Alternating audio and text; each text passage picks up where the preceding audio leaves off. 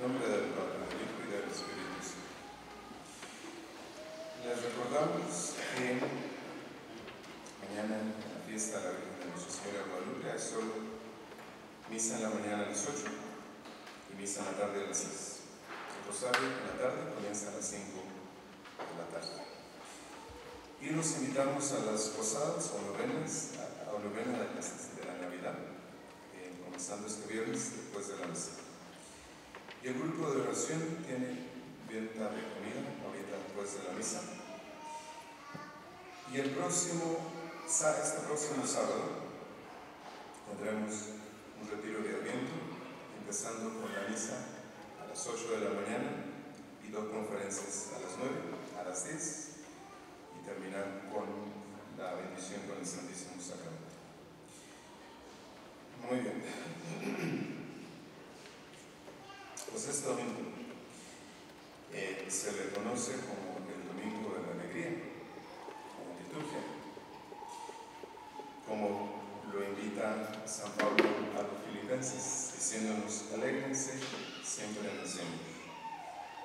Eso es lo que nos dice San Pablo. Ahora bien,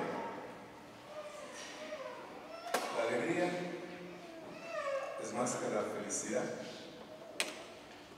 y la felicidad es más que el placer. Y esto que les voy a decir es importante que usted ponga toda su atención para no hablar de Dios. Y usted lo necesita. No se lo digo porque sea bueno, sino porque lo necesita. Y hay que pensarlo. Entonces, 3 cosas. La alegría es más que la felicidad. La felicidad es más que el placer. Les vuelvo a recordar que si llegan después del Evangelio, ya faltaron a misa.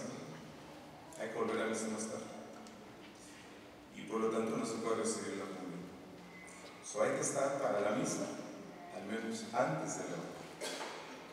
De otra forma, no se cumple con el precepto de venir a misa. Entonces, el placer tiene que ver con el cuerpo,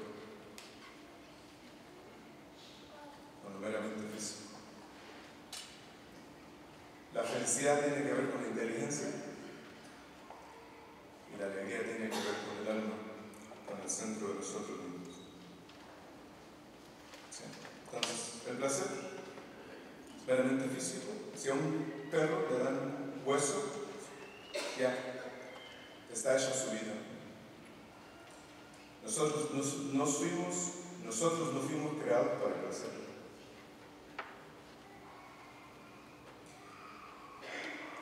Fuimos creados para la felicidad y para la alegría.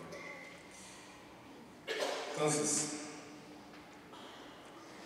Santo Tomás de Aquino decía que nadie puede vivir sin alegría. Nadie puede vivir sin alegría. Y por eso es que la inmensa mayoría de los que vivimos en esta sociedad no tienen la menor idea de qué es la alegría. Posiblemente algunos conozcan algo de la felicidad, porque piensan las cosas. Pero la inmensa mayoría tenemos una idea bien clara de qué es el placer. Y lo buscamos, lo planeamos, lo pensamos y lo disfrutamos al máximo. Casi para eso vivimos. Esta cultura vive para el placer. ¿Sí? Entonces, ¿qué se necesita para el placer? Respirar, comer. Si uno sabe comer, ya está hecha la vida. ¿Qué se necesita para la felicidad? Una buena inteligencia. Una buena inteligencia. Es decir, que yo sepa qué es razonable hacer para vivir bien, qué es lo que es justo para vivir de acuerdo a la vida humana. ¿Sí? ¿Qué se necesita para la alegría? Pues primero, la gracia en el alma. la santidad.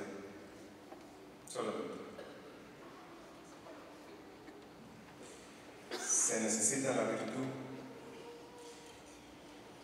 Ya lo decía Aristóteles, solo el hombre virtuoso es feliz o alegre. Entonces, siempre que no hay alegría, se cae uno sobre uno mismo y se lanza a la búsqueda del placer por encima de cualquier cosa. La comodidad, el egoísmo, los propios gustos. Vivimos por eso en una sociedad largamente egoísta, aniñada, adolescente en los padres. Si recuerdan lo que Jesús decía en el Evangelio de San Juan, dice: les he dicho todas estas cosas para que mi alegría esté en ustedes y su alegría sea plena. Es decir, nos ha comunicado su voluntad, nos ha comunicado su palabra, nos ha comunicado lo que a Dios le agrada, en otras palabras. ¿Sí? Entonces, Jesús quiere que seamos alegres. Pero como decía, la alegría viene de la práctica de la virtud, de saber lo que Dios quiere, de vivir como Dios quiere, en otras palabras, de la vivencia de la vida cristiana, de la santidad. Entonces, ¿de dónde viene el problema? El problema viene de la falta de educación en la casa.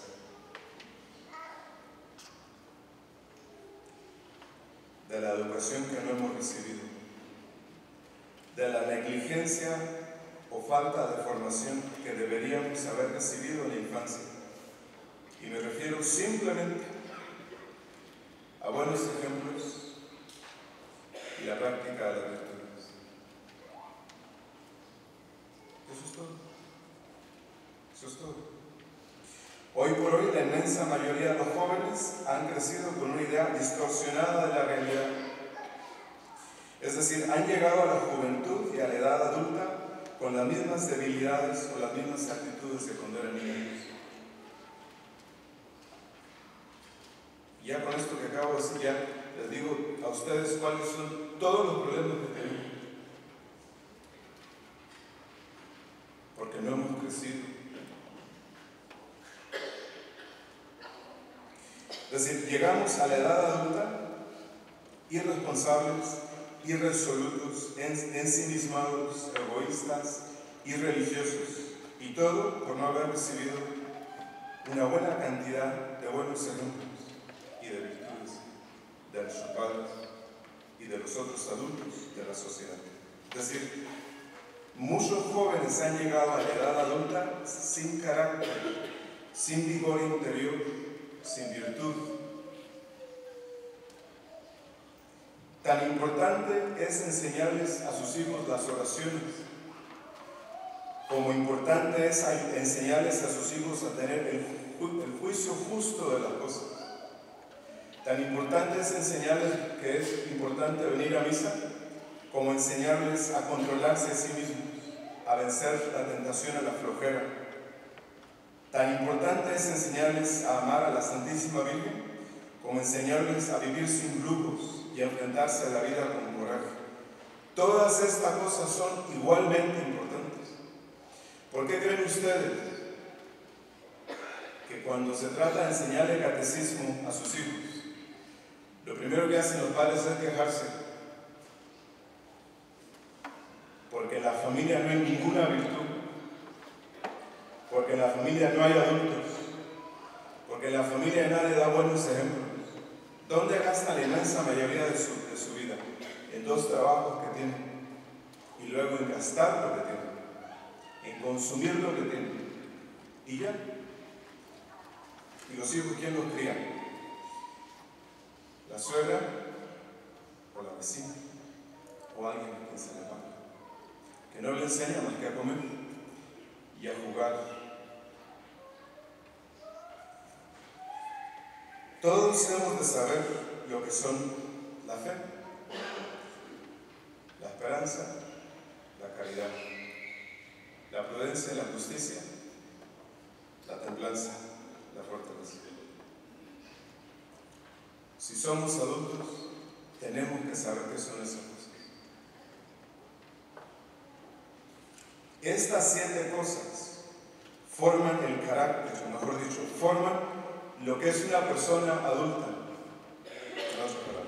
Entonces,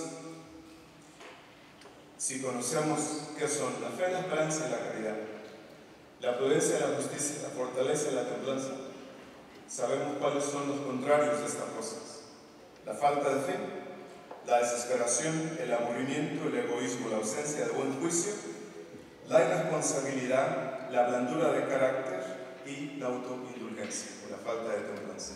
Es decir, esta última, la falta de templanza, es la de aquella persona que no conoce límites a sus pasiones, a sus apetitos, a sus deseos, a sus opiniones, a sus caprichos, y que se manifiesta principalmente en la vulgaridad, en las malas palabras y en la mala forma de vestirse. Es el caso de aquel que no le atrae en lo más mínimo la religión. La inmodestia no es otra cosa que infantilismo. O sea, podríamos decirle a sus hijas que en la tienda venden medidas más grandes para sus vestidos, ¿no? De adultos, no de niños. ¿Sí? Es decir, alargamos, extendemos la niñez hasta muy entrada la edad adulta. Todavía a los 30, a los 40, hombres y mujeres comportándose como adolescentes. Todas estas debilidades son cosas de niños, vestigios de la niñez que deberían haberse resuelto en la niñez. ¿Cuáles son las 2 principales características de los niños? La búsqueda constante de la propia gratificación y el deseo inmesurado de imponer la propia voluntad sobre los demás. Simple. Por lo tanto, si el niño no es formado en la virtud, todas estas debilidades son arrastradas hasta la edad adulta. Y ya pueden ustedes imaginarse lo que significa esta fórmula. Estas 3 cosas juntas son la fórmula más letal que un ser humano puede llegar a tener. La libertad de un adulto, el poder de un adulto y la actitud de un niño. No puede haber combinación más letal que esto en una persona. Que una persona tenga 27 años de edad o 37 o 47, con libertad y poder, y se comporte como niño.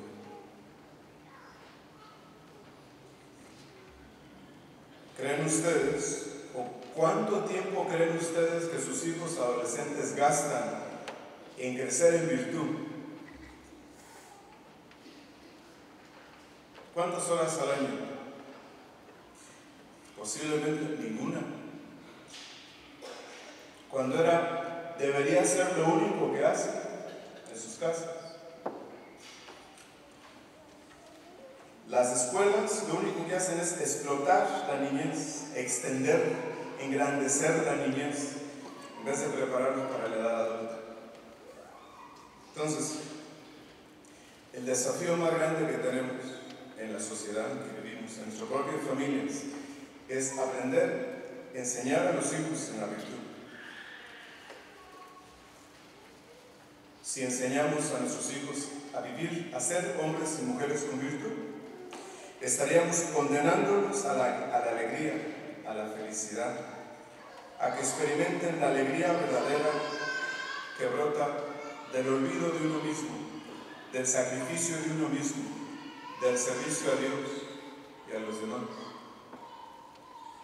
Ese es el inicio de la santidad y ese es el inicio de la vida cristiana. La vida cristiana siempre fue eso, virtud. Nunca fue otra cosa. Hoy por hoy, imagínense, mañana la inmensa mayoría de los que se llaman católicos abarrotan las iglesias por la fiesta de la Virgen de Guadalupe. La inmensa mayoría de ellos nunca va a misa. ¿Qué le van a enseñar a sus hijos?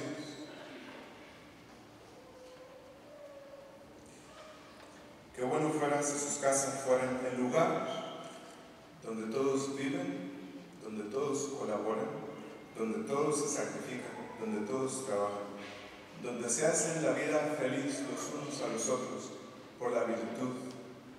El lugar donde se ama a Dios, donde se sirve a Dios, donde se aprende a vivir, a amar, a trabajar, a servir. El lugar donde se forman los adultos que han de influir en sus hijos, en sus nietos, en la sociedad. Si hoy ustedes se preguntan, ¿quién va a ser el esposo o la esposa de sus hijos? ¿O cómo van a ser sus esposos o sus esposas? Pregúntense, ¿cómo van a ser sus hijos? ¿Cómo van a ser sus hijos? No es fácil, yo sé que no es fácil, pero por lo menos organicen sus hogares. Pónganse de acuerdo para trabajar todos, para sufrir juntos, para resolver problemas sin tener que faltarse al respeto el uno al otro. Recen juntos, salgan a pasearse juntos, aprendan a ser virtuosos todos.